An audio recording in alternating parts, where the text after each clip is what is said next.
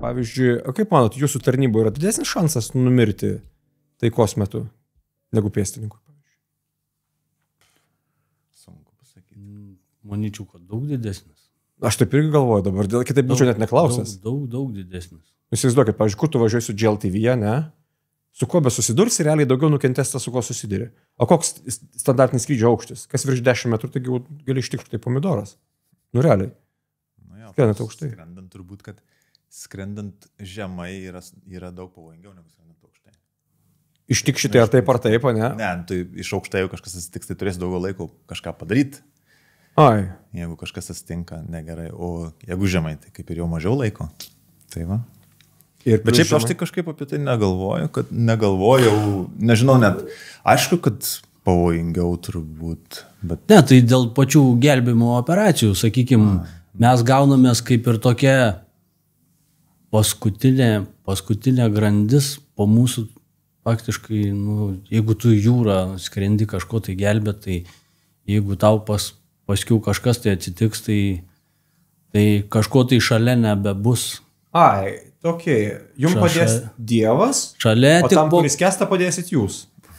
Kažkas panašaus. Jo, nes realiai nėra kito, pavyzdžiui, dar kito kietesnio agregato, kuris atvyks ir ištrauks visą Daufiną su jo įgula iš vandens, pavyzdžiui. Atvyks kažkas tai, aišku. Kažkada tai. Mes savo saugą irgi labai rūpinamės, mes turim ne tik gelbėjimo priemonės, bet ir labai daug gelbėjimosi priemonių. Nes iš principo, jeigu mes nebūsim saugus, tai mūsų misija, iš principo irgi daugiau šansų yra nesėkmė misijos. Okay. Tai va, bet šiaip iš kitos pusės gal dar pažiūrėti galima į tą saugą, tai kad mūsų darbe vis dėlto labai didelis dėmesys yra skrydžių saugai. Tai vadinasi, apgalvota, kas gali atsitikti ir daroma viskas, kad tai neatsitiktų. Tai va, tai ir mokomės veikti tose avarinėse situacijose, kažkokiose ypatingose. Sraigtasparnis pats irgi gana saugus, ten turi dubliuojančių įrengimų. Viskas, jeigu prarandi vieną funkciją, kad ją kažkas pakeičia papildomai. Ir mokomės, kaip veikti tos ypatingose situacijose. Tai tas saugos lygis yra keliamas. Tai ar tikrai sumoje gaunasi, kad nesaugiau, tai aš negalėčiau tai pasakyti. Padėjai šelt ant to, reiškia, visi pradėjo truputį labiau bijoti. Bet gerai, pasisveikinam tada gerai. Labadiena visiems, ačiū, kad žiūrite ir klausotės šiandien. Pažiūrėsiu tai, ką mes turime ant stalo, atrodo, kad mes filmavome ką tik Top Gun 4 dalį ir dabar ją aptarnėsim, bet iš tikrųjų taip nėra. Šiandien kalbėsime apie Lietuvos kariuomenės karinės oro pajėgos. Aš net nesu tikras, ar mes esam turėję oro pajėgų. Ko gero, kad ir nesam turėję oro pajėgų tinklalaidėje pas mus. Ir kalbėsime apie labai ypatingą karinių oro pajėgų funkciją, tai yra paiešką ir gelbėjimą iš oro. Ir šiandien su mumis yra, trumpai tariant, tai būtų Tomas ir Mindaugas, o jeigu ilgai tariant, aš paskaitysiu jūsų pareigas. Taigi tai yra Lietuvos kariuomenės karinių oro pajėgų aviacijos bazės oro operacijų grupės sraigtasparnių eskadrilės Alfa grandies vyresnysis lakūnas kapitonas Tomas Brusokas. Sveiki. Sveiki. Ir Lietuvos kariuomenės karinių oro pajėgų aviacijos bazės oro operacijų grupės sraigtasparnių eskadrilės gelbėtojų skyriaus Alfa grandies vyresnysis gelbėtojas, vyresnysis seržantas Mindaugas Vaitkus. Sveiki, Mindaugai. Sveiki. Bet vadinkime vardais gerai, tada per tinklalaidį, nes kitaip bus sudėtinga. Kalbėjom dabar nemažai apie skrydžių saugą įvairią. Ar turit parašiutus jūs abudu? Ne, paprastai ne. Apie ką mes kalbam čia? Taip, parašiutų paprastai nereikia. Parašiutas turbūt reikalingas tai tada, jeigu jau būtum labai aukštai ir tikrai žinotum, kad nieko negali su orlaiviu padaryti. Tai tokiu atveju apskritai labai mažai tikimybės tokio situacijoje atsidurti. Tai mes parašiutus dėvimi parašutai nebent, kai desantuojam parašiutininkus. Iš didelio aukščio. Tai kai esam ten, nežinau, ten 4 km aukštyje, tada ten kažkas atsitiktų, jeigu tai turbūt, kad gal ir nebūtų jau laiko pasiekti žemės, valdant sraigtasparnį, tada galbūt būtų protingesnis būdas iššokti su parašiutu, o kitais atvejais neverta, nes... Ja. O kas liečia gelbėjimo, tai šiaip tai gervės lynas yra apie 70 metrų, pilnai išviniotas, tai aišku, tokiam aukštį beveik niekada nedirbam. Tai nespėtų išsiskleisti, tai tikrai... O Mindaugai šitą gerai, o dabar, kai kalbėjom apie skrydžių saugą, ne, jūs esate tas žmogus, mes dar tiesa jūs net nepristatėm normaliai, teisingai, tai pristatysim. Mindaugai, jūs esate gelbėtojas, teisingai, taip. Jūs esate tas žmogus, kuris iš sraigtasparnio, ką pilotuoja Tomas, taip teisingai, Tomai, jūs esate sraigtasparnio pilotas Dauphiną. Taip. Bet pilotavote ir šitą didelį... Ir Mi-8. Mi-8 turėjo savo patirtį, reiškia. Tai gerai, Mindaugai, o kiek linų jūs laiko, kai leidžiatės? Kiek atsarginių ir kiek pagrindinių?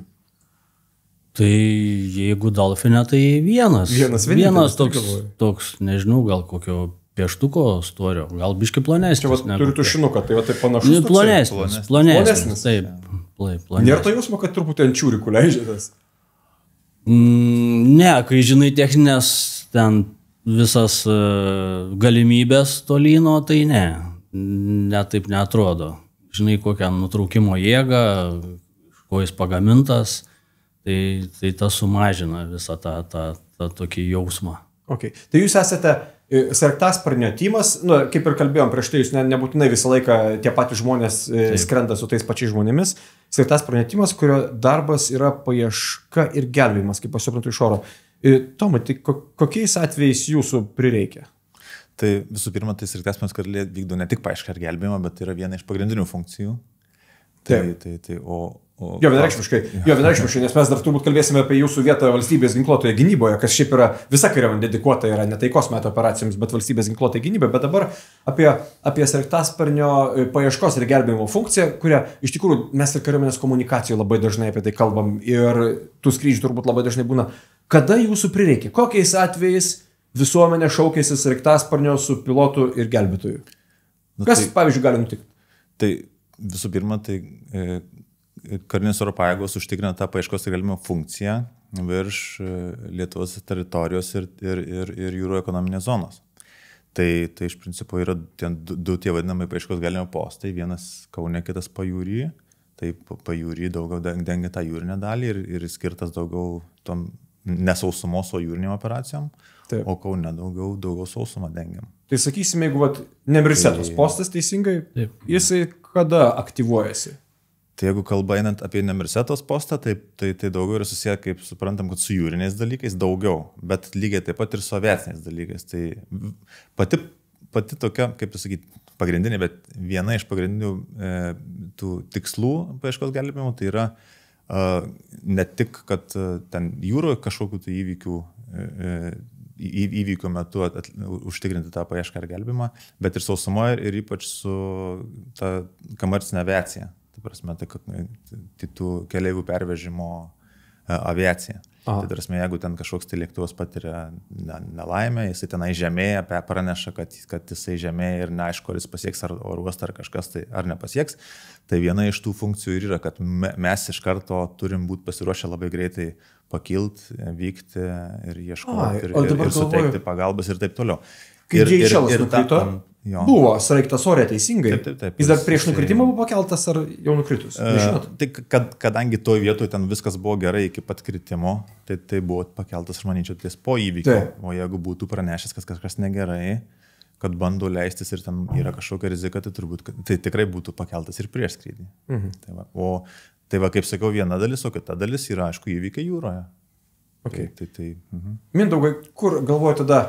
Jūs esate tas, kuris fiziškai eina prie nukentėjusių. Kur dažniausiai žmonės prasileidžia? Kokiais atvejus jūs esat gelbėjęs per savo karjerą? Tiesa, nežinau, kiek metų traukėt žmonės iš nelaimių? Tai apie 20 metų. Tai normaliai, visai geras sąrašas. Taip, biški yra. Kas tai per keisai? Kas per atvejai? Na tai, čia, sakykime, netolimoj praeitį yra tokie labai nugarsėję, tai Kuršių marios, ledas, žvejai. Tai dabar, kadangi to ledo nebėra, tai kaip ir nukritę yra tas darbelis. O daugiau vasarą, aišku, poilsiautojai, kaitai, visokios valtelės. O ištisus metus tai laivai. O kas su laivais, ta prasme? Tai viskas, kas žmonėm atsitinka laivuose. Tie patys infarktai, insultai, tos pačios visokios traumos, viskas. Tai tada irgi taip pačiai skrenti kokį, sakysim, ten prabangų kruizinį laivą. Taip. Priskrenat, kabot virš to laivo, teisingai? Taip. Jūs leidžiatės į laivą, nors Taip, leidžiamės į laivą su... visi turbūt telefonus ištraukia iš karto? Jo, dažniausiai taip ir būna. Aha. Tai leidžiame su gydytoju, tai žiūrim, kas per situaciją, kokios Ar jūs dar pagalbos. skraidinat ir gydytoją su savim? Taip, įguloj, nemirsėtoj, pirmam paieškos gelbėjimo postė, įguloje yra gydytojas. Jis yra karys ar civilis? Jis yra karys. Ai, tai tada galvoju, kaip gydytoją priverčiat leistis lynų, ten su pistoletu gal nepriversi, kitą kartą, jeigu aukščio bijo. Civilį.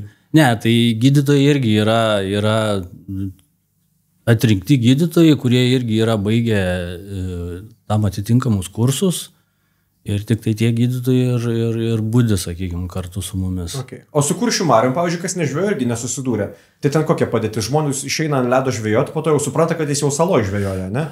Tai yra buvę atvejis, kada, nebepamenu, kiek ten, daugmaž ten ar 1 kvadratinio kilometro lytis atskilo ir ją pradėjo į Kaliningradą nešti ir ten atskridom, nusileidi ir sakai, vat, reikia tą žmogų paimti, jis ten vidury ledo lyties to žvejoja. Jis nesupranta, kad yra atskilęs. Jo, jis net nesupranta ir jis, ko jūs norit iš manęs. Ir dar dažniausiai tai daiktų gynėjami, tik tai žmogų, o daiktai brangus, meškerės ir taip toliau. Ar rimtai, Tomai, kodėl neima daiktų? A gaila. Tai šiaip iš tikrųjų tai negalim pasakyti, kad niekada neimdavom. Šiaip iš tikrųjų tai gana seniai dabar buvo pastarasis kartas su ledo lytim. Bet kaip, ta prasme, imdavom, jeigu būdavo protinga imti. Bet jeigu kiekvienas faktorius, kuris šiek tiek blogina saugą, sakykime, prastina tą saugos arba didina pavojų, tai vadinasi, ten, nežinau, ten sraigtasparnis ant ledo lyties, aišku, negali nutūpti normaliai, vadinasi, jisai laikosi pusiau pakėlęs, pusiau nutūpęs, pavyzdžiui, ne? Tai tokiu atveju, žinoma, kad ten gali kažkas atsitikti, gali sraigtasparnis pradėti slysti ir, pavyzdžiui, ten ant žmonių užslysti ar kažkas tokio. Tai reikėtų kaip ir kuo trumpiau išbūti pavojingų situacijų, tai dėl to, galbūt, kad susirenkam, gelbėjom ten tas sveikatas ir gyvybės, bet turto kaip ir jo.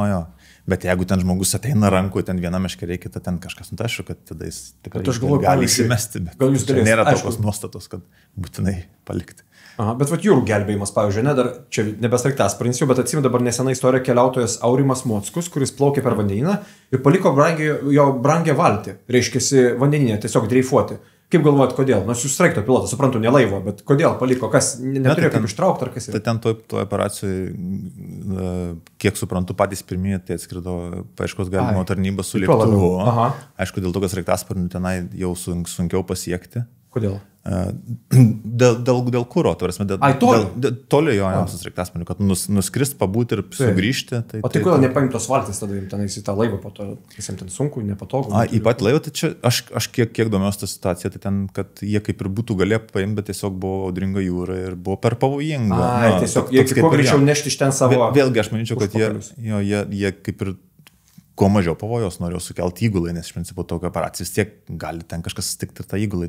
Tai pagrindinės tikslas yra išgelbėti gyvybę ir sveikatą, bet turto išgelbėjimas net nebent jeigu labai patogu tai daryti. Ne, visiškai, kaip ir Tomas sakė, pagrindinis tikslą jie pasiekė, jie išgelbėjo gyvybę ir viskas, o turtas tai antraeilis dalykas. O aš dar Mindaugai galvoju, kai pasakėm apie gyvybę, o yra iš šono klausimas, yra jums tekę, aš nežinau, užsikelti negyvą žmogų? Taip, yra tekę. Daug atvejų gyvenime? Porą, taip. Porą atvejų. Jūs kylat trosu dviese su negyvėliu, teisingai? Taip. Koks jausmas?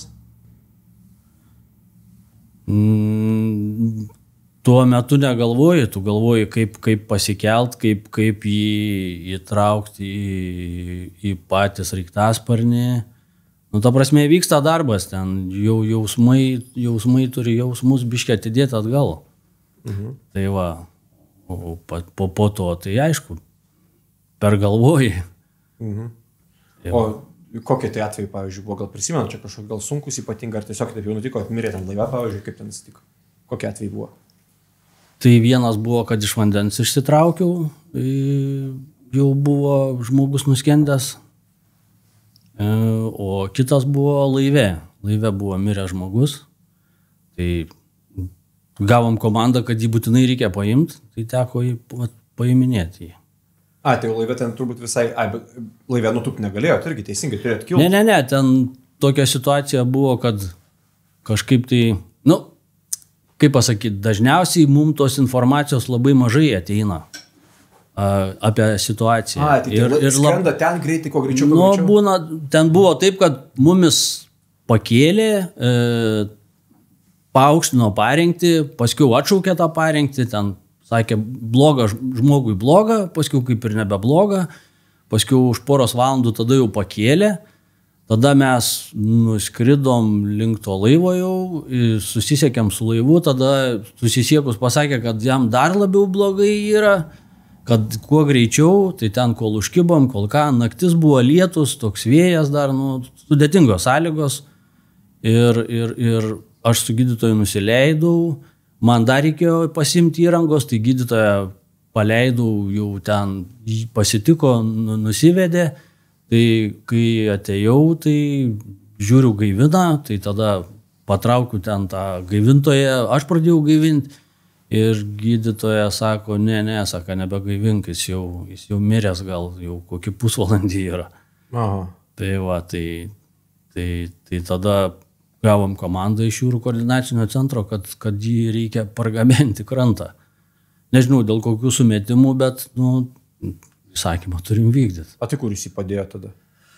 Tai įsidėjome neštuvus ir tada ten, tik tiek, kad laivė ten sudėtinga, priekiniuose laivuose ten praėjimai labai siauriai ir kol ten išlaviruoji, ten gerai, kad laivo kapitonas padėjo, tai ten iš pradžių į apačią, į variklių skyrių reikėjo nusileisti laiptais, paskiau panešti, paskiau vėl iškilti į viršų, ten pati tą paėmimo vietą dar aukščiau ant tokią antstato, ten yra biški reikalų. Tai va, tai paskiau pasikėlėm. O po to parskraidinat į krantą ir tada? Jo, parskraidinom į krantą ir atidavėm medikam. Aš galvoju, kadangi mes šiandien kalbam apie tas paieškos gelbėjimo operacijas, kalbėsime apie tarnybos, galimybės, galim nupiešti tipinę veiklą, kurią jūs darote. Einant per kiekvieną iš jūsų vaidmenį ir, sakysim, būdėte paieškos ir gelbėjimo poste, ir įvyksta, nežinau, sakysim, skęsta žmogus už borto iš laivo whatever, iškrito, skęsta, patys neberanda. Ar tas atvejis, kad jau reikėtų jūsų? Yra. Tik, Tomai, pradedam nuo jūsų, kaip atrodo viskas. Jūs jau sėdit, žaidžiat krepšinį, Universitetos paieškos ir gelbėjimo poste, čiulba paukščiai, vasara. Tai visų pirma, tai aišku, kiekvienas įgulos narys žino, ką jam reikės daryti. Tai pagrindinis dalykas, ko jam reikia, tai maždaug kas atsitiko, tai kad žinotumėm, kaip rengtis, nes mes galim rengtis kaip į jūrą. Tai įskrisdami į jūrą mes rengiamės tokius neperšlampamus kostiumus, tokius kaip tai nėra šitie kombinezonai, teisingai? Ne. Jeigu į jūrą, tada ir žiemą ir vasarą rengiamės tokius. Tada kokią įrangą pasimti tam gydytojui, tai iš principo irgi kas ten atsitinka, ar ten tik tais kažko tai, sakykime, kad nereikės gaivinti, ar kad greičiausiai, kad reikės gaivinti vėlgi, kad žinotų maždaug ką pasimti. Tai žodžiu, visi žinom, ką daryti, tada O kaip jūs tas, kas priima... Kaip jūs gaunate info? Jums paskambino telefonu, SMS parašo? Ne, telefonu. Ir taip gali būti. Ir tarnybinis, ir mobilus, tai yra du keliai. Tai žodžiu, gaunam telefonu tą informaciją ir trumpai pasakom, jeigu laikas atsitiko ir visi bėgam daryti savo darbų. Tai vadinasi, ten tas borto operatorius bėga visų pirma rūpintis, kad sraigtasparnis būtų ištraukiamas iš angaro. Jūs ką darote asmeniškai? Pilotai vienas renka informaciją daugiau, kas ten atsitiko, kalbasi su tarnybom, kitas pasižiūri meteo informaciją. Pilotai du, teisingai? Jo, pilotai. Įgulos vadas ir antras lakūnas. Tai va, ir viskas, ir tada sėdam, turim procedūras, kaip greitai pakilti. Kylam, po pakilimo užmesgam ryšį ir paprastai koordinuoja tas gelbėjimo koordinavimo centrą. Karinės jūrų pajėgos, taip. Jo, jūrų. Taip. Ir viskas, ir tada mus nukreipia tikslina informacija, nuskrendam į įvykio vietas. Paprastai, jeigu tai yra laivas, tai susirišam ir vėlgi radio ryšį su laivu. Ir planuojam, kaip vykdysim tą informaciją. Atsiprašau, tą operaciją. Taip. Tai aš dar Mindaugo noriu paklausti prieš tą pakilimą, ne? Jūs gulit žiūrit Netflixą, ne? 4 seriją kažkokią tai ten daužot. Kas jums pasakot, viskas, skrendam, kaip jūs gaunate info? Pirmą nakties. Gerai, paukščiukai čiulba, tai ne pirmą dienos. Tai va Tomas pasako, jisai įgulos vadas, jisai kontaktuoja su koordinaciniais centrais. Taip. Ir jisai gauna komandą visiems kitiems, paskui paskleidžia tą komandą. Okay, tiesiog fiziškai jūs toj pačioje vietoje būdite. Jo, mes, beveik vienam kambarį. Okay, ką jūs ruošiatės iki pakilimo? Tai mano darbas yra pačiam apsirengti, kaip Tomas sakė, tai yra užsidėti hidrokostiumą, po kostiumų aišku apsirengti, hidrokostiumą užsidėti, susižiūrėti savo įrangą, tą pačią gelbėjimo liemenę, gelbėjimosi liemenę ir po to gelbėjimo įrangą. Tai yra, pas mus ten įvairios įrangos yra, ar gelbėjimo neštuvai yra gelbėjimo krepšys, gelbėjimo diržas. Pagal iškvietimo pobūdį tu bandai susidėlioti, kas tau reikalinga. Lygiai taip pat dar ir padedi gydytojai, kuris irgi dėliojasi ir nešioja savo visą įrangą. Ir kiek tas jums laiko trunka iki pakilimo? Nuo to JKGC, sakysim, skambučio iki pakilimo. Tai yra reikalavimai, tai vasaros metu, turėsime šiltuo sezonu šviesiu paros metu 15 minučių iki pakilimo turi būti. Tai čia greitai. Bet paprastai, jeigu tamsiu paros metu, tada pusvalandis. Bet paprastai iš patirties tai ir būna net ir naktį apie 15 minučių ir gaunasi. Tai čia žiauriai greitai viskas, jūs viskas bėgte kaip filme. Tai čia jo, bėgte. Gerai. Tai jūs sakysim gerai, tai tęsim toliau tada. Pakilot ar neskrendat, kažkurį vietoj prasideda ryšys su nelaimės objektų, teisingai? Tam, jo, tai būtų laivas ar tai kažkas? Tai vėlgi, jeigu laive yra įvykis, tai aišku, tada ten nukreipiamus tie centrai, ten duoda ten šaukinį ir taip toliau laivo. Bet radio ryšys, teisingai, nes telefonu tai nesusiskambinsi iš sraigtasparnių, ne? Ne, gali susiskambinti, bet paprastai, jeigu yra toli tenai mobilaus ryšio padengimas būna prastas. Tai... O tai kiek giliai, pavyzdžiui, jūro būna skrendat? Kiek toliausiai esat skridę? Tai mūsų atsakomybės tasgi... riba yra apie link 200 km, ten 180 ar kažkas tiksliai nepasakyti. Bet čia jūs turite Lietuvos teritorinė jūra, reiškiasi? Ne teritorinė jūra, bet jūros ekonominė zona. O sraigtas tiek pasiektų 200 km į jūros gilumą? Taip, tai mes turisi pasiekiam ir galim ten dar šitą padaryti ir grįžti su to pakankamai saugiu kuro likučiu. Žiūri daug, 200 km. Jo, tai jeigu jau į patį tolimiausią tašką reikia skristi, tai jau reikia paplanuoti. O ką, tai turbūt svorį reikia mažinti, ne? Tokie smulkmenys visokios. Ne. Ar čia nieko nekeičia, kad pasimės sneakers ar ne? Ne svorį, nes mes iš principo turim kuro tiek, kad mes iš principo pakylam arti maksimalios masės, galim tai pasakyti, tai jau kuro daugiau ir negalim jau, sakykime, pasimti. Bet numatyti iš karto, kiek toj vietoje mes turėsim laiko žaidimam, tai prasme pačią operaciją. Tai va tą reikia numatyti, ar mes galim atsipalaiduoti ir ten pamastyti ir pagalvoti, ar reikia greitai daryti. Kitu atveju gali būti, kad, sakykime, kad pobūdis yra toks, kuris reikalaus ilgos paieškos tenai. Tai tokiu atveju galbūt galima kažkokios galbūt ir įrangos neimti, gal kuro pasipildyti greituoju metodu ir taip toliau. Tai čia tokie visokius greiti sprendimai būna priklausomai nuo operacijos. O ką reiškia ilgos paieškos? Kas tai yra? Kas ieško? Kas žiūri? Tai jeigu ten, sakykime, iškvietimas toks, kad nežinau, kaip sakėt, iškrito žmogus, žmogus už borto ir pastebėjo, kad jo nėra ten po kokios valandos, sakykime, o laivas plaukia. Buvę ir nesykiai. Ir ta teritorija paieškos, jinai didelė yra. Ir tu supranti, kad ten atskridęs iš karto tikrai nerasi, ten reikės bent jau pusę valandos. O kur žiūri, jūs ar Mindaugas? Tai komanda visa žiūri. Yra kompleksas priemonių, sakykime taip. Yra flyras vadinamas, infraraudonųjų spindulių. Kas yra flyras? Infraraudonųjų spindulių kamera. Toks night visionas, ne toksai, kur rodo, kur šiltas. Jo, kuris ten rodo tos, tai kažkas tai per jį stebi, kažkas tai savo akim stebi, kažkas tai per žiūronus žiūri. Kažkas dar pilotuot bando. Tai vienas būtinai pilotuoja. Tai vienas taip svarbus dalykas, kad neskristum kelis kartus per tą pačią vietą, o skristum ten, kur nebuvai ir susiplanuoti ten tą patį, kaip skrisi tą paieškos rajoną. Tai irgi vienas iš momentų, ką reikia daryti skrydžio metu. Bet dabar, kai klausausi, toks net atrodo beviltiškumo jausmas turėtų apimti, kai žinai, kad prieš valandą iškrito, a jūs proto turite, tai kur tu ieškosi dabar, dar naktį, pavyzdžiui, dar jeigu bangavimas koksai, o randat? Šiaip yra metodai, kuriuos ten tie gelbėjimo centrai turi metodus savo, kaip tą apibrėžti tą paieškos sektorių. Tai kartais būna, kad mes patys turim įplanuoti, bet dažniausiai tai būna, kad tas gelbėjimo centras mums pasako, nes jie ten turi vėjo duomenis, turi sroves, dar kažką, tai jie įvertina ir tada pagal tai pasako. O dėl radimo, tai visai būna. Visai būna, būna, kad randat, būna, ne kaip ir gyvenime. Bet būna, kad randat. Tokių vat, kur po valandos.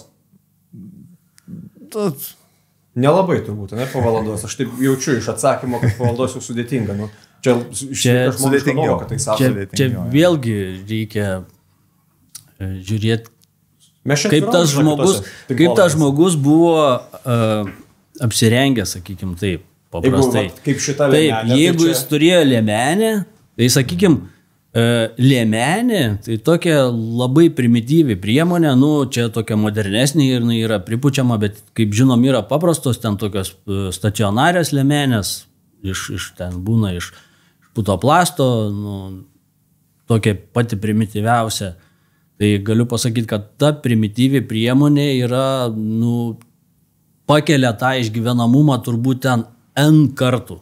Bet gerai, ne tik išgyvenamumą, bet ir suradimą, nes tu jau iš toli matai.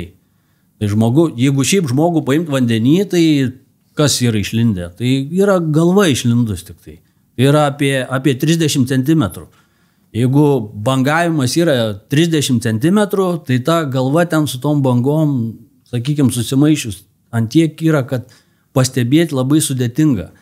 Vėlgi su papildomom, kad ir tom kamerom, nu, tai ta galva irgi jinai būna ir atvėsus, ir sudėtingiau rasti, ir ten mirguliuoja viskas per tą kamerą. Nu, o kada yra liemenė, tai ta liemenė jinai, nu, nežinau, ten kartais, nežinau kiek kartų pakelia. Todėl visiems rekomenduoju, jeigu plaukia, tikrai užsidėkit liemenę. Bet čia geras. Bet paprastai aišku, kad tie plaukiotojai nelinkę dėvėti liemenių visada. Nu tai dideliam laive atrodo, kam čia reikia, ne? Gal ten nereikalauja. O pramoginiuose tai visi nori pramogauti, nes su liemenėm vaikščioti teisingai. Tada žmogus yra žmogus ir pagalvoja palaiko. Tai taip, tai paklausi ten, kas plaukia žvėjuoti. Nepatogu ta liemenė. Kur čia yra ten? Jo, turim tą liemenę, bet nepatogu. Bet čia, o pavyzdžiui, 30 cm bangavimas, tai čia niekinis teisingai, čia nulinis bangavimas praktiškai. Ir prie tokio jau sunku pastebėti, jeigu be liemenės. Nu, tai taip. Ja. Tai tų bangų ten, įsivaizduokit, iš viršaus ten, tai tos bangos, daug jų. Ta galva labai maža ten, tu plotą kokį žiūri, tai... Ja, nebent jeigu visiškai ramus kažkoks tai vakarinė jūra, kur ten, nu, tikrai kaip ežerėlis, tai tada, aišku, paprasta matyti, bet tokio praktiškai niekada dar paieškoji ten būna, kad įsivelda toks faktorius šiukšlės jūrai. Tai tų šiukšlių, tugi pamatai kažkokį tai daiktą, iš karto tu jį susikoncentruoji. Visi tada žiūri, ten priskrendi, žiūri kas, ar ten tikrai negalva. Pasirodo, kad ten, kol tu žiūri, kad ten negalva, ten kažkoks tai kibiras plaukioja. O jūra yra šiukšlių? Labai daug. Ir tam sugaišti ten kokios 5 taip, ir tu gaišti laiką. Kuro jau nėra, jau tai tikrai paaiškiai tęsti. Nu gerai, tai viskas. Jeigu norit gyventi, dėvim liemenes. Čia dabar mūsų yra trumpai išvadėlė. Ir gerai, tęsim toliau per tą tipinę operaciją. Reiškia, gerai, priskridom, nu pamatėm tą žmogą, ne? Kada ateina momentas išleisti pro duris Mindaugą? Tai mes treniruojamės visų pirma tokiem skrydžiam gana daug ir mes turim savo standartinės tas vadinamas procedūras ir mes mokam tiesiog sraigtasparnį nukreipti taip, kad užkiptumėm reikiamo vietoje, ten pasitikrinę visas sistemas ir visą kitą. Lygiai taip pat Mindaugas žino, ką jam reikės daryti. Viskas realiai trumpai žmogų, žodžiais. stojam virš jo, ne kažkas tokio. Nu, virš jo šalia kažkiek, tai jo, čia priklauso vėlgi nuo faktorių. Okay. Ką jūs tuo metu darot, kai jau stojam virš jo? Tai jau šarvuojatės, ne visko, ką turit? Tai jau būnu viskuom apsišarvavęs ir nekantrauju leistis į tą vandenį. Yra, kad visą likusį įgulą jums nepavydė, Tomas, čia jums klausimas. Niekada nepavydė. Nepavydė? Ne. Mes turim tokias pratybas, beje, vadinasi Baltic Bikini. O, net aš klausimą turėjau, Baltic Bikini, garsus pavadinimas, dar jį aptarsim. Tai tiesiog imituojam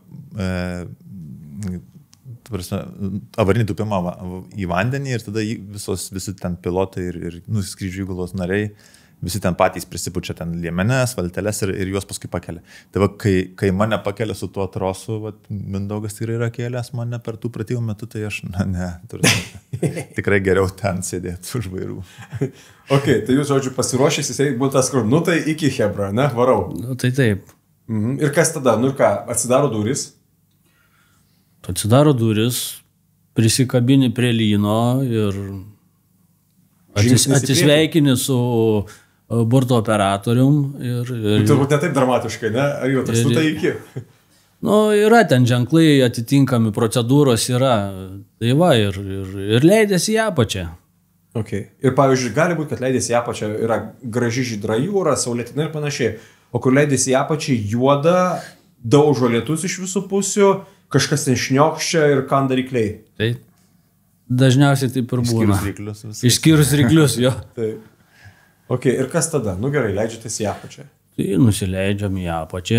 Visą laiką mato tą žmogų, būna, kad nematas, pavyzdžiui, leidžiate vėl po to ieško tą pačią, kad kabu nieko nematau. Būna kartais, nes, sakykime, taip, tas sparnis sukuria labai stiprų vėjo sūkurį ir būna, kad pradeda sukti, nes gervės kablys, jisai laisvai sukasi. Ok, jūs pats pradedat suktis? Jo, kartais pradedi suktis ir būna, kad ten pameti tą objektą. Bet aišku, yra atitinkami pratimai, kada tu susistabdai ir nusileidai. Gerai, o būna dar prieš jau patį tą nelaimėlio paėmimą, dar pavyzdžiui, būna, kad jūs nuleidžia, nežinau, per žemai, pavyzdžiui, į vandenį įmeta. Bangas pradeda jums plauti kojas. Ne, tai į vandenį ir įmeta mane. Įmeta į vandenį, būna, kad reikia daplaukti kito žmogaus. O lyną atsikabinat, kaip plaukiat, ar ne? Įvairiai būna ir atsikabinam, būna, kad neatsikabinam. Čia labai nuo situacijos priklauso. Nes aš galvoju, jūs lyną atsikabinat, tai jūs liekat trupučiuką likimo valiai. Čia vienas iš dalykų, kuriuos mes turim aptarti sraigtasparnį ir tą aptarimą mes pamatom situaciją, būdami vietoje. Tai viską tuos momentėlius tokius reikia greit apkalbėti ir tada daryti. Tai gerai, sakysi, pavyzdžiui, matot, gali reikėti atsikabinti. Tai ką čia dar pasitarti tada? Kaip ištraukti tos abudu tada klausimą? Tai tiesiog, kad žinotumėm, kad jis atsikabins arba neatsikabins. Tai mes žinom, ko tikėtis. Viskas gerai. Ir tada, jeigu jis atsikabinės? Tai tada, kaip sakėt, likimo valiai. Jau tokio dalyko, kad kurą mes žinom, skuro situacija visoje eigoje. Tai. Nebent koks gėdimas. Tai gerai, Mindaugai, koks jausmas? Jūs atsikabinat, jūra iš visų pusių daužusi, tamsu, juoda, šlikštu. Kaip jūs iš vis matot, kur turit šviesų kažkokį dar kažko? Turim. Turite, ne? Turim šviesų, galų gale pats sraigtasparnis, kuris kybo virš tavo galvos. Jisai turi prožektorius galingus, tai ten tas plotas tikrai būna labai gerai apšviestas. Ok, čia svarbu. Tai gerai, priplaukėt prie žmogaus, ne? Taip. Sakot labas? Jeigu išeina, pasakom labas, jeigu ne. Ką darot? Taip, turim priemonės, kabinam prie tų priemonių, ten yra toksai gelbėjimo diržas, turi užmauti ant žmogaus tą diržą, tada prisikabini kartu su juom ir keliesi viršų. Būna, kad žmogus būna sąmoningas ir jis mato, kad jūs artėjat ir kažkaip reaguot pradeda jūs. Būna. Ką jis daro tada? Kas vyksta? Tai yra lengviau, kai sąmoningas ar sunkiau? Jeigu... Čia aš lenkiu link to, kad kartais sako, prie skęstančio, pavyzdžiui, artėjai, jisai desperatiškai tave skandina ir panašiai. Taip. Principas yra, kad reikia artėti iš nugaros. Ar lengva taip susigaudyti, kur čia priekis, kur nugara? Vis tiek paskiau matai žmogų, veidą matai, priplaukdamas jau lieka ten, sakykime, 2 metrai, tu matai, ar jis į tave žiūri, ar priekis ar užpakalis. Tai paprasčiausiai apiplaukė jį. Ir viskas. Ir iš nugaras ir... O kaip reaguoja žmogus, jūs jau matydamas? Dažniausiai akis būna didelės. Okay. Tai gerai, prisikabinat jį tada? Jo, prikabinam ir keliam į viršų. Kiek visą tai trunka šitas visas malonumas? Čia pats nuleidimas, paėmimas, įtraukimas. Nuo jo išlindimo pro duris iki įlindimo į duris pro duris? 15 minučių. Tai čia vėlgi priklauso, ką ten apačio reikia daryti. Jeigu užmaudyti. Jo, viskas priklauso, kaip ten seksis apačioj. Nes jeigu ten bangos didelės ir tave mėto, kartais būna, kad kol tave vėl pagauna, kol tu pagauni kablį, kol prisisegė. Tas laikas, visur laikas. Jeigu net kabinam troso ir žmogus žino, ką tas, kurį jau reikia gelbėti, jeigu jisai žino kažką, tai ten iš vis labai greitai. Ten iš principo minutė, 2 kokios minutės, labai greitai. Bet, pavyzdžiui, galvoju, o yra toks jausmas kaip baimė, pavyzdžiui, leidžiantis žemyn. Bet ypač sakau, tom aplinkybėm, kur tikrai audringa jūra, kur tikrai nemalonu, net nuo Palangos tilto nemalonu žiūrėti į tą audringą jūrą, bet tu žinai, kad tu tvirtą žemę turi po kojomis, ne? Galvoju, Jėzus, dabar čia kažkur išplaukti, nebesvaikit, žinai, yra to tokio jausmo, kad tai biški ne visai kontroliuoja situacijos, biški ir dar Dievo pagalbos reikia. Yra baimės. Kaip tvarkotės tada? Tai taip ir tvarkomės tą baimę. Visų pirma, tai turi labai pasitikėti savo kolegom, kurie tą visą situaciją valdo. Tai yra Tomu, kuris valdo sraigtasparnį, kad jisai tikrai virš tavęs bus, tom pačiu borto operatorium, kuris tau padeda, kuris užveda Tomą, kuris pačią gervę valdo. Visa įgula turi labai pasitikėti. Tai va. Tai padeda susitvarkyti, ne? Taip. Okay. Šito vietoje turbūt, kad gervės operatorius labai didelį vaidmenį vaidina, ypač didelį. O kodėl? Koks jo vaidmuo jis pakelia nuleidžia? Jis iš principo, bet jeigu viskas ten stacionaru, tai taip, bet jeigu viskas siūbuoja ir važinėja, ir čia dažniausiai būna, sudėtingiausiai būna vis dėlto ne į vandenį, o nakties metu į laivą, audringos jūros.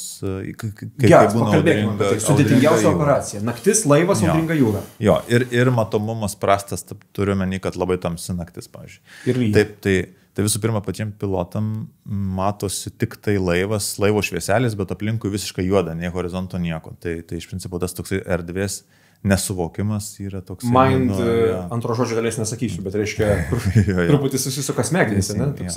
Tai tas sraigtasparnį išlaikyti toj vietoj, kurioje reikia, yra sudėtinga. Nėra atskaitos taško, grubiai tariant, nėra ko prisirišti. Sudėtinga, nesuprantas sraigtasparnis pavirtęs į priekį ar į šoną ar kažkur. Žiūrėdamas vizualiai, nebent o pagal prietaisus, tai yra per daug inertiška, kad tu galėtum tik pagal prietaisus daryti. Vis tiek tu turi tą tokį, kaip čia pasakyti, momentinius tos tokius inputus valdymo duoti. Tai sunku pilotui. Tai sudėtinga. Tai aišku, kad niekada nebus taip, kad tas sraigtasparnis virš to laivo labai idealiai kybos visų pirma. Tai vadinasi, galbūt kažkiek tai sekundžių jisai geroje vietoje, kažkiek sekundžių biški bus pagrybavimas, paskui vėl sugrįžimas. Pats laivas vėlgi, jeigu didelis bangavimas ir laivas mažas, tai iš principo jisai kilnojasi ir į šonus, ir greitėja, ir lėtėja ir į šonus, ir aukštyn žemyn plius. Tai va, plius jeigu nėra daug vietos, o sakykim, ten nežinau, kažkokių antenų, polių, kažkokių, tai vėlgi, tai vadinasi, tą gelbėtą reikia nuleisti ten, nežinau, 2 metrai ant 2 metrų į kažkokią tai skylutę. Reikėtų kaip ir, kad jisai tos kojos nesusilaužytų, subuodamas ant to lynų, daug tų tokių iššūkių, tai sakyčiau, kad šita labai didelė dalis suvaldo tas gervės operatorius, nes jisai tada mato, kad, žino, kad Tomas išlaiko vietą tais 10 sekundžių.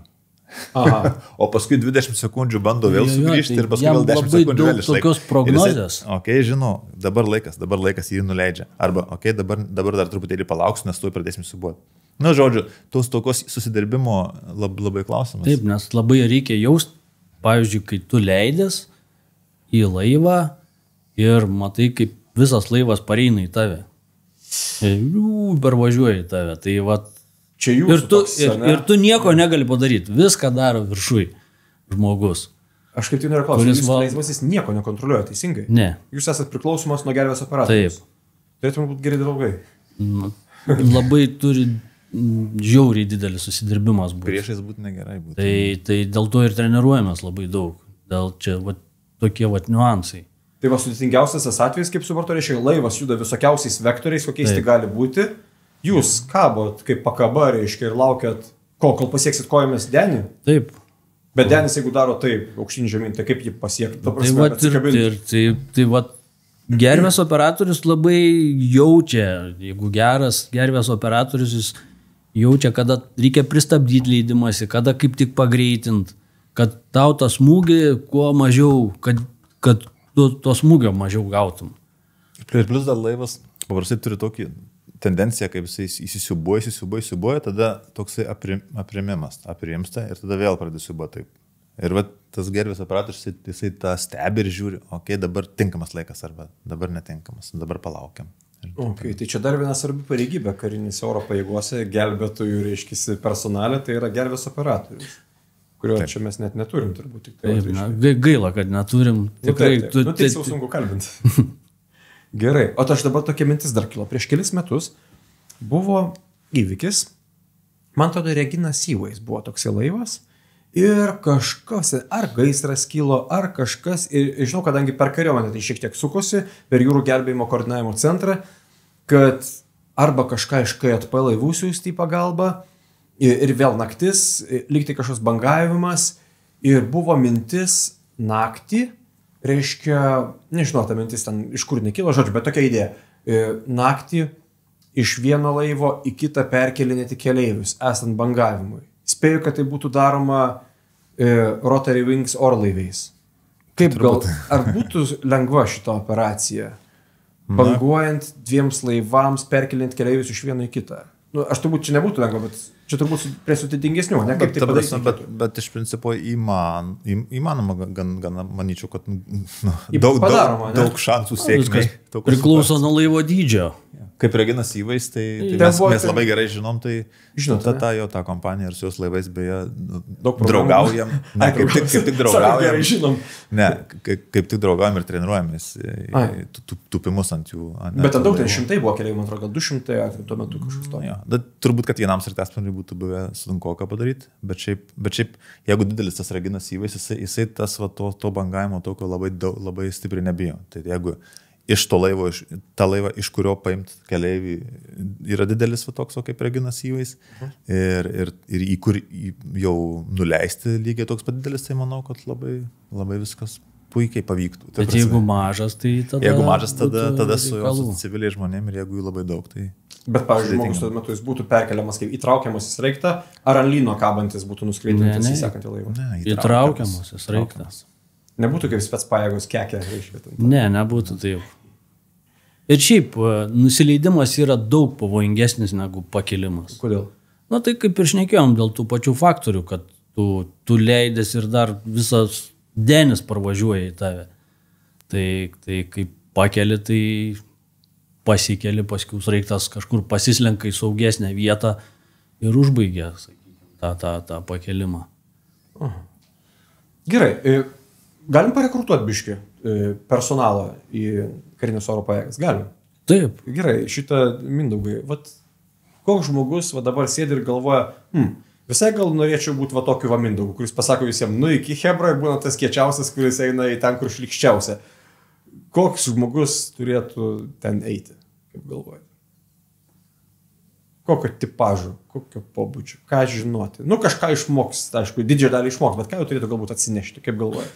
Bet čia jūsų nuomonės menė. Na tai visų pirma, tai nebijoti aukščio, nes darbas visą laiką aukštyje. Nebijoti vandens, mokėti... Jūs vardant visas fobijas ir sakot nebijoti. Vorų nebijoti tada, ne? Vorų gali bijoti, bet aukščio ir vandens tai tikrai turi nebijoti, mokėti plaukti, nebijoti kažkokių tai tokių visokių ekstremalių situacijų, nes... Turi patikti, kai tave šaudo.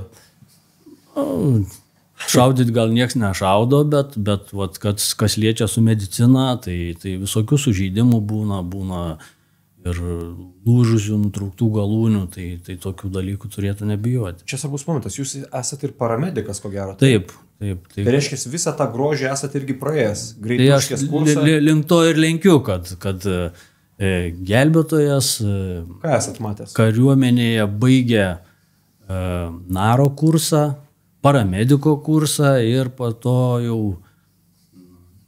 pas mus eskadrilėje pasibaigė dar gelbėtojo kursą, kad dirbti su orlaiviu. Tai va, tai tokie ir dalykai, tai vanduo, medicina ir aukštis tas pats. O galima, pavyzdžiui, nežinau, aukščio baimę kažkaip susitvarkyti su ją. Vat yra, kas truputį gal to aukščio prisibijo, bet galvoju, man ta baimė nepavadovaus. Ar tai yra neįmanoma? Ne, tai manau, kad galima, kaip ir pradžiai šnekėjom, tai su tom gervės lynu, kada tu įgyji tų žinių, žinai kokia ta technika, kad technika rimta yra, tai tas suteikia daugiau to pasitikėjimo. O apie patį paramediko darbą, pavyzdžiui, kalbant, ne, tai turbūt visko tenka pamatyti. Tai taip, kaip ir visiems turbūt kariuomenės paramedikam, kurie lygiai taip pat atlieka praktikas ir toj pačioj greitojai ir priėmimo skyriuose. Lygiai taip pat neišimtis ir mes. Einam pasipraktikuoti, kad daugiau laive galėtum gydytojui padėti ir turėti to pasitikėjimo. Mhm. Gerai, o Tomai, pavyzdžiui, pilotų trūksta ar ne kopui? Sraigtasparnės kadriliai. Aišku, čia obseko ribose. Pilotų taip pat šiek tiek trūkumas yra, bet jisai yra, kaip ir su juo yra, kaip ir sprendžiama problema, dėl to, kad tų naujų jaunų pilotų kas metai vis po kelis papildo mūsų kolektyvą. Taip, kad ta problema sprendžiama, tai... Tai čia visą kariuomenę, visiems reikia personalo. Taip, bet apie gelbėtojus šiandien kalbam irgi, kad pabrėšim ypatingai, kad gelbėtojus mes kviečiam į kariuomenę teisingai. Taip, tai ir norėtumėm pagėti. O kokie pliusai jūsų tarnybos, aš galvoju, apart to, kad galima numirti? Garbingai. Savęs realizavimas turbūt. Nu, o dabar galvoju, žiūriu, nesugalvoju pliusų. Yra ką papasakot, ką veikiau vasarą. Yra ką papasakot. Anukam bus ką papasakoti. Nu jo, čia tai tiesa, bus ką papasakoti. O tai gal visai galima pasakyti, kad tas, kaip sakėt, kad tiksliau Mindaugas sakė, kad nebijot vandens, nebijot aukščio. Tai aš tai gal pasakyčiau, kad kaip tik visai gerai šiek tiek bijot vandens ir šiek tiek bijot aukščio, nes kai nebijo žmogus, tada jisai neatsargus. Jeigu jisai kažkiek bijo, jisai tada daug atsargesnis būna. Tai kita vertus, tu nugali savo baimės, tai manau, kad... Ne, tai čia baimės, kalba gal ir būtų apie tai, žmogus, kad valdyt baimę, vandens ir aukščio baimę, valdyt. Ne jos neturėt, bet valdyti. Jo, tai. Arba išmokti valdyti. O yra tarp gelbėtojų arba tarp pilotų tokių žmonių, kurie turi tokią, pavyzdžiui, labiau crazy reputaciją. Tarp pilotų tai mes net sausumos pajėgos esam girdėję, kad yra vienas labiau pašėlęs pilotas, kitas mažiau pašėlęs. Ir taip su gelbėtojais irgi. Oi, tas tai leidžiasi tarp dėžių, ten be baimės, visą kitą. Žemyn galva leidžiasi visą laiką. Žemyn galva, ne? Neturėjo tokios tautosakos. Tai čia gal reiktų pilotų klausti, kaip ten. Nežinau. Gerai. Kad visi šaunuoliai. Pilotų turim kitą dar. Jūs pilotavo, čia jau jūsų antras reiktorių ištikė pilotuoja. Antras tipas, tai. Kuris kietesnis? Daufinas ar Mi-8? Kietesnis? Taip, kietesnis. Taip, sausumos pajėgos supranta kietumą. Nežinau, šiaip man labiau patinka su Daufinu skraidyti. Dėl to, kad jisai turi tiesiog daugiau galimybių, toksai mažesnis, vikresnis ir visa kita. Iš kitos pusės tas senasis didysis sraigtasparnis, jisai buvo toksai talpus, tai kaip aš juokauju, taip, kad anksčiau, kai skraidydom su Mi-8, tai būdavo, kad ten su kokius karius, pavyzdžiui, ten pervežiniai ir sako, ar paimsi dar 2? Nu, tu pasižiūri į tą kurą, pažiūri, nu gerai, lipkit. O šičia klausimas, ar paimsi kuprinę. Daufinas, jis mažiukas. Ne, jisai nėra toks mažiukas, bet tiesiog, turėsime taip, kad ganėtinai kiti masteliai tų ribų. O yra tekę gaisrą gesinti su Mi-8 jums? Jo, yra. Tas Bambi bucket, ar kaip jis vadinasi? Kiek ten vandens telpa? Į tą, kur Mi-8, taip. Tai ten 2,5 2,5 kubo, ne? Išpilat vienu paspaudimu mygtuko. Paspaudimu, tada jo vėl. Tai tą patį ir ant Dauphinų turim, tai kad ten daug mažesnis, aišku, apie kubą. Ne, apie kubą vis tiek. Ai, su Dauphinu aš galvoju, kad Dauphinų negalima. Ne, yra, taip, galima. Gerai, bet pavyzdžiui, kitas klausimas, aš galvoju. Viskas kariuomenėje anksčiau vėliau yra apie valstybės ginkluotą gynybą. A koks Dauphino piloto arba Dauphino kaip priemonės vaidmuo gali būti valstybės ginkluoto gynyboje? Opseko ribose vėlgi, bet reikia kaip kam susivokti, reiškia, nes nežinom. Tai aš į tokius klausimus visada atsakau taip, kad, sakykime, ką sraigtasparnis apskritai gali daryti. Jisai apskritai gali daryti begalę dalykų. Turime, jisai gali nuvežti, parvežti, žvalgyti, paimti, sakykime, ten, nežinau, atakuoti tam tikrose ribose, aišku, jeigu kalbame apie Dauphiną, tai ką tik tai reikės, kur tai bus įmanoma panaudoti sraigtasparnį, ten jisai galės būti ir panaudojamas. Tai čia toksai kaip ir platus labai klausimas. Tai žodžiu, žvalgyba visokia, teisingai, viskas. Nu, bet ant Dauphino ginklo nepakabinsi. Transportavimas, jo. Nu, išorinio, bet iš vidaus ginkluotę naudoti įmanoma. Šaunamą į ginklą pakabinsi. Jo. Ta prasme, pro duris šaudant. Jo, taip. Ai, nu tai kulkosai, pavyzdžiui, bet kas, FN Maga, ne? Taip. Ok, gal tokias pratybas esate darę kada, ne? Visai būtų įdomu šaudantį Dauphiną pamatyti. Esam bandę. Yra tam tikrus užuomazgos. Ai, geras. O kur šaudyt tada sausumai turbūt nelabai yra, kur iš sraigtasparnio, ar galima kokį pabraliai? Tai sraigtasparnis žemai skraido, tai... Ai, tai tos pačius taikinius kaip pėstininkai, ne? Taip. O iš Mi-8 yra tekę šaudyt? Irgi taip pat. Bet ten jau kažkokius rimtesnius ginklus kabindavo, ten tos kulkosvaidžius kažkokius. Jau, ten buvo galimybė tas tokias aviacinės raketas. Nevaldomas aviacinės raketas. Ai, maždaug kur pakreipi vamzdį, ten ir pataikys. Nu jo.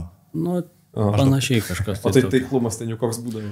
Nu, ten plotą jamą, tos raketos, sakykime, dirba plotą. Jo, tokį biškį plotą. Plotui daugiau. Ok. Gerai. Nu ką, prieš kalbant dar apie Baltic Bikini, kur dar turiu visą klausimą, kas čia per pavadinimas. Mindaugai, galvoju apie jūs. Galit prisiminti kokią nors pačią du keisus, reiškia, savo gelbėjimo? Patį sunkiausią ir patį, nežinau, linksmiausią, netikėčiausią, tą, kurį po to visiems pasakojat, jeigu tokių yra iš jūsų.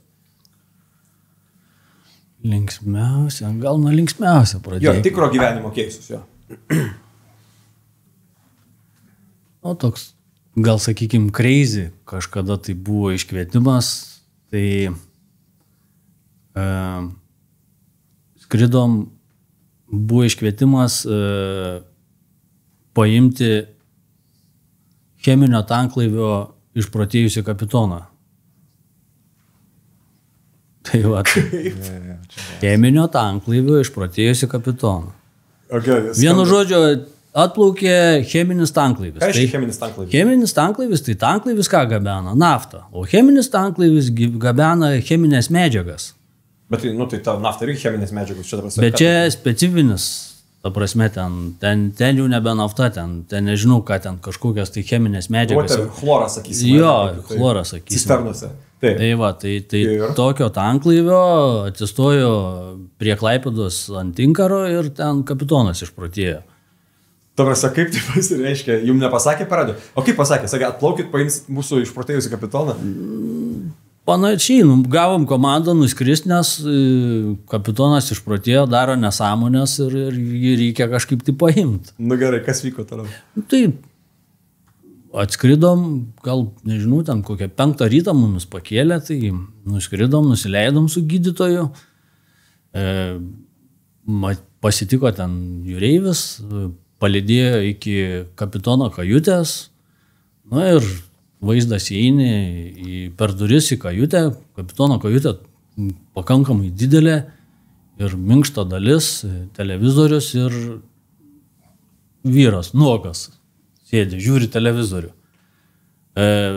Po to jo kajutį ten seifai su laivo dokumentacija, su pinigais, tai visa dokumentacija suplėšyta, pinigų belekiek, kupiūrom išmėtyta po visą kambarį. Nu va, sėdi žmogus, gydytojas prieina, labą dieną, tai kapitonas buvo rusas, tai labą dieną, nu jis ten, aišku, pradėjo, kas tu toks čia, iš kur tu čia atsiradai, pradėjo gydytojai ten tampyti už lėmenės, vos nesuaktyvavo tos lėmenės, vienu žodžiu, Nu, tai va, tai ten prasidėjo dėrybos. Aš pasakiau, pažiūrėjau situaciją, pasakiau per radio ryšį įgulos vadui, kad ne, aš šito žmogaus į sraigtasparnį tikrai neimsiu, nesikelsiu su juom, nes neaišku, ką jisai padaryti gali. Tai va, tai ten gydytojas paskiau ten tokį psichologinį daugiau vaidmenį, kaip psichologo atlikinėjo, ten su juom šnekėjos ir galų gale mes palikom gydytoją, atplaukė pasieniečių laivelis, prikalbino jį ir išvežė su laiveliu į krantą. Wow, čia sena istorija? Nu, pakankamai jau senoka. Okay. Tai va, tai tokia. Nu, čia stipru, bet jūs, reiškia, vertinat jau ten nusiraidęs, ar imsit ar neimsit tai sraigtasparnį? Nu, taip, aš. Nes Tomai sako, daug ką gali padaryti toks išprotėjęs, ką jis gali padaryti. Nu, užvirlos, gali pilotą pasmaukti. Tai gali, ta prasme, tiesiog jo, nes ten kaip ir tokios, būtent Dauphine, tai nėra pertvaros kažkokios, tai tarp kabinos ir pilotų. Jo. Tai jo, tai galima ten, nu, ką nori, turėsime iš principo. Aha. Ok. Nu, o iš sunkiausių atvejų, ką esate turėję jūs, Mindaugai? Gali būti morališkai sunkiausias arba fiziškai? Na, fiziškai sunkiausias turbūt, kaip buvau minėjęs, kad teko jau mirusi žmogų imti, tai iš vandens, tai ten toks pakankamai nelengvas buvo, nes buvo audra, žmogus braidžiojo, nežinau, ten turbūt gintarą rinko ar kažką, tai ir jam paprasčiausiai iš kojų išmušė žemę. Jis prie kranto braidžiojo pradžioje. Jo, taip. Tai kaip žinom, ten visi gintarų ieškotojai ten įsibridė. Čia naktis ar diena buvo? Diena buvo. Aha. Tai va, tai ir po to jisai su hidrokostiumu netgi buvo, bet tas jo hidrokostiumas gavos, kad jisai buvo nesandarus, jam pribėgo vandens. Neužsektas gal. Ir dėl to jį kaip ir įkalino tam hidrokostiume. Tai va, tai ir jūras svarbiausiai, kad kai bangos pradeda lūžti, va, tas bangų lūžimo zonų ir laiko tą nei į krantą, nei į jūrą toliau. Jis, va, ir tas žmogus va, taip va, ir plūduriuoja ten kokį vieną pusę 10 metrų, kitą pusę 10 metrų. O ten ta bangolūžos, ta zona, sakykime, ten dažniausiai maišos, smėlis, tos bangos visos, tai sudėtinga yra ten paimti. Dar plus aš jį prisikabinau, pradėjom kelt, o jisai pilnas vandens, kostiumas tai pilnas vandens, jis sunkesnis gal kokius 3 kartus pasidaręs. Oho. Va, tai jau biški ten, sakykime, gervės galimybės jau pradėjo ant ribos būti. Ai, netgi šitaip dabar, ten, sėrė 100 kilogramų, ta prasme. Nu, tai taip, jeigu, sakykime, gervė gali kelti 250 kg, tai vat, mano svoris, jo svoris ir plus dar ten vandens krūva. Okay. Nu ir ką įsikėlėt, įsidėjote į kabiną? Tai įsikėlėm, jo. Bet o kada sužinot, kad jis negyvas? Tai po to. Kai jau įsidedate, ne? Nes tai gaivint bandė dar kažką galbūt. Tai taip, aišku, savaime aišku, gaivint bandėm. Okay. Po to visą kelią gaivinom, kol skridom iki ligoninės. Mhm. Nu, Tomai, koks jūsų sudėtingiausias atvejis iš skrydžių yra buvęs, jeigu tai prisiminus? Tai šiaip, kaip minėjau, kad sudėtingi, tai visi yra, kurie vyksta naktį virš jūros. Bet kokių nors čiūrikų gyvenime vis tiek yra buvę. Net gal, šiaip, jeigu klausimas yra, kurį aš atsimenu kaip patį nesaugiausią skrydį, tai turbūt tai buvo kaip tik sausumoje vienas skrydis, kai teko skristi gana žemam aukštį, be naktinio matymo šitų akinių. Ir tai tada tai buvo toksai kaip ir laimės dalykas. Ar tikrai neatsiras kažkoks tai bokštas. Pavyzdžiui, vėjo jėgainė kokia, ne? Jo, ar ten bokštas, kuriame nedega lemputė. Tai gal toksai, o jeigu kalbant apie kažkokį tai įsimintiną kaip emociškai iš gerosios pusės, tai gal buvo gabenam transplantaciją skirtus organus iš Latvijos į Lietuvą ir tai buvo gruodžio 31 ir sutikom naujus metus ore, prasme, ten virš Plungės kažkur, tai buvo tokia gal išskirtina tokia patirtis. Matėsi fejerverkai? Jo, tai va, tai tas ir yra, kad matėsi visur. Bet čia turbūt geriausias. Šiaip toksai emociškai visai fainas, nes kaip ir gerą darbą tokį padarėm ten ir ta prasme, viskas pavyko, žinom, kad ten paskui gydytojam tiem, tai žodžiu toks kaip ir emociškai toks teigiamas atsiminimas.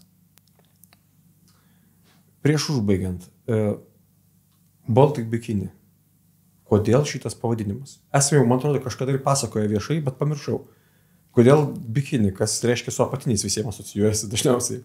Pratybos, išgyvenamumo pratybos įgulos Baltic Bikini. Žinot, kodėl tas pavadinimas? Tu žinai? Aš manau, kad ten šiaip tai pradininkai šitų pratybų danai buvo. Būtent. Tai va ten iš Danijos atėjo. Bet čia nieko bendro su apatiniais neturi, man atrodo, šitas. Ką reiškia nieko neturi? Aš tai manau, kad tai buvo pasirinktas pavadinimas, kad linksmiau skambėtų. Kad tiesiog, o ir skamba gana linksmai, aš manau. Gana linksmai, tai kažkada darom žiniasklaidos užklausą, bet tai dar atsimenu. Bet pratybose nelabai linksma, ne? A ką jūs daryti, kad sako nelinksma? Ne, šiaip, ta prasme, šiaip kaip tos pačios pratybos vyksta, tai yra tokia imitacinė iš vamzdžių suvirinta kabina, kuria laivas savo kranu, ten, sakykime, atsisėda du žmonės į tas ten kėdes, prisiriša, ten prisisega diržus. Ir tada su kranu, ten, žodžiu, yra panardinamas į jūrą. Tai žodžiu, šaltas vanduo, bangus ir visą kitą, tada reikia atsisekti, išplaukti ir pasinaudoti savo gelbėjimosi priemonės. Tai liemenė, valtelės, suliptytas valtelės, ten jomis naudotis ir tada laukti pagalbos. Tai jeigu jūra rami, yra viskas kaip ir gerai. Apart to išlindimo, šiaip, išlindimas pasitė vėlgi ten viskas ok. Nes neverčia žemyn galvą kaip kitose pratybose.